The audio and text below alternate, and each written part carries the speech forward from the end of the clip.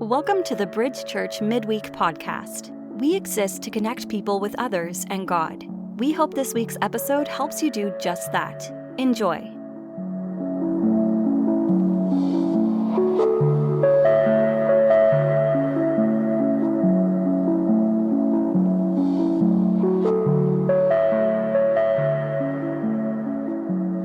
Pastor Blake! How you doing, man? I'm doing good. How are you? Pastor Tyler? Yes. My name is Pastor Tyler. Pastor Blake just said I am our Oconomowoc campus pastor, and I also oversee discipleship for all of our campuses here at Bridge Church. And Pastor Blake, you are our faithful youth pastor. Yes. You, for the Waukesha campus? Yes, you and Jamie Bigelow, our youth coordinator at the Oconomowoc campus, do a great job at reaching students. Jamie's awesome. We want to make an announcement that along with your incredible leadership in our youth ministry, you are also now going to begin to oversee all of our Bridge Group ministry at both of our campuses. Yes. Yeah, how you feel about that? I am incredibly excited. I am humbled to be able to do this. I mean, I'm just pumped. I love small groups. We call them bridge groups at our church, but I have a big passion for it, and so after nagging you enough, I'm able to help out with it. And you are a small group leader yourself, a bridge group leader. Yes, the MC Squared group is what we are affectionately called, the McCutcheons-McCarty group. Yes. And that's been going since last, I think, October-ish. We just powered through the summer and just hanging out, having fun. We love our small group. Yeah, you really do have a very obvious passion to see people connect with others and with God, especially in that small group setting, and you do a great job. I'm excited to see how God uses you in our bridge group ministry. I'm excited. And we're here, like I said, to see people connected with others in God. We want to see people specifically this year really with a sense of pursuit of Jesus. And for the majority of the summer, we looked at Jesus' teaching through the parables. And there were unique and valuable lessons in each parable. But a point I think we see Jesus making throughout all of his teachings, that we have to make sure that he is our ultimate treasure. Right. So how do we do that? A few things I think will help us do that. I think first we have to acknowledge that we are capable of letting Jesus slip out of first place in our order of priorities. It would be worse to say that Jesus is first in our life with our words, but then actually let him be second in reality. Second, I think we have to keep our eyes on our faith as well. I love what the Apostle Paul instructs the Corinthian church in 2 Corinthians 13:5. He looks at them and he says, hey, examine yourselves to see whether you are in the faith. This is what 360 Faith as part of our discipleship pathway is all about, examining our life on a regular basis. The people whose faith I personally respect the most are the ones that are always examining themselves, confessing any fault and applying the powerful grace of God to their life, which is what has the power to truly change us and fill our lives with joy. Third, I think we can and we should treasure Christ above all else through celebration, making sure that we take a moment at least once a day, no matter what sin might haunt us or whatever habit we can't break or how overwhelmed we might be. We just need to take a moment just to celebrate how much God really loves us.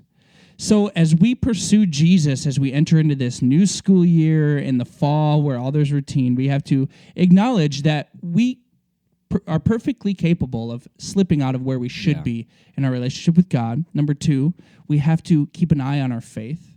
Number 3, we have to celebrate Jesus. And lastly, community is the setting that God meant for our stories to unfold.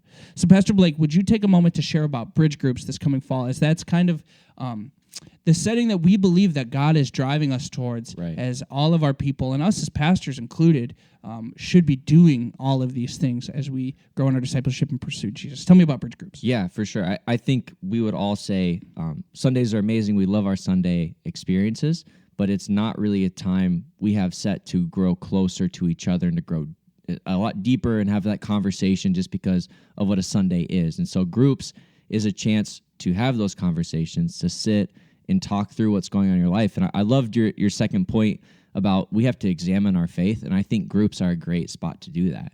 I think they offer a place to have accountability, and that can sometimes be a not so fun thing for you when you're examining and going, oh, I think there's some flaws in this, or I think I got some blind spots. And group is a place for people to come alongside you and say, hey, We want to challenge you. It's not just about, hyping you up, but this is a place to grow. And sometimes that growth can be challenging. It can be hard. And we ultimately believe that as a body of Christ, we're called to grow together and to be challenged. And so I'm excited for groups from the standpoint of, I'm excited to grow. And I know there's going to be people around me who are going to be pushing me on that, who are going to be calling things out. How I talk to Olivia at groups or whatever it is, how I yell at my dogs or whatever is going on, that they're going to be there to say, hey, are you doing this right? Are you loving Jesus? Are you making sure you're treasuring him? And that can be hard sometimes, especially when you're not doing those things. And so I think groups is a place to remain accountable, to build those relationships, to have that dynamic where you're able to call each other out, but also celebrate with each other. We did a baby shower, so that was the first time I ever even tried to put on a diaper at this thing on a baby doll, and I put it on the head. It was so bad, but there's things that happen in groups that like you create memories. You have so much fun, but you also grow together in that relationship. And so, man, I believe for each person at Bridge Church, whether Okan, Waukesha, online, find a group to be a part of. I think that is what's going to take your relationship with Jesus to the next level. That's going to take your relationship with others to this level that ultimately we desire for you, that you connect with other people and have meaningful relationships. And so how you can do that, you can go to bridgechurch.net. There's going to be a spot for groups. You can find different group leaders that match your schedule. There's probably some areas located on there that you can figure out where groups are meeting. They have all their details. You can hit a little button that's like, hey, I'm interested in this, and a group leader will reach out to you. We just got one yesterday. I got an email yesterday that says, hey, we're interested in joining your group. And so today I'm going to follow up with them and contact them, tell them about what we're doing, and see if they want to be a part of it. And we're super excited about that. In all of our types of groups, we have growth groups, which is like your traditional Bible study.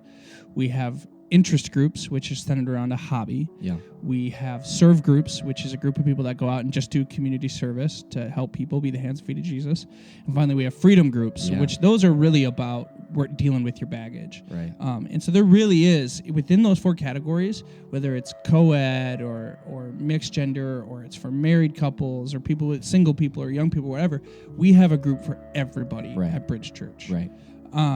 Pastor Blake, thank you so much. I'm excited for the future. Thank you. Man, God really is doing something special at Bridge Church, and I'm excited to be a part of it.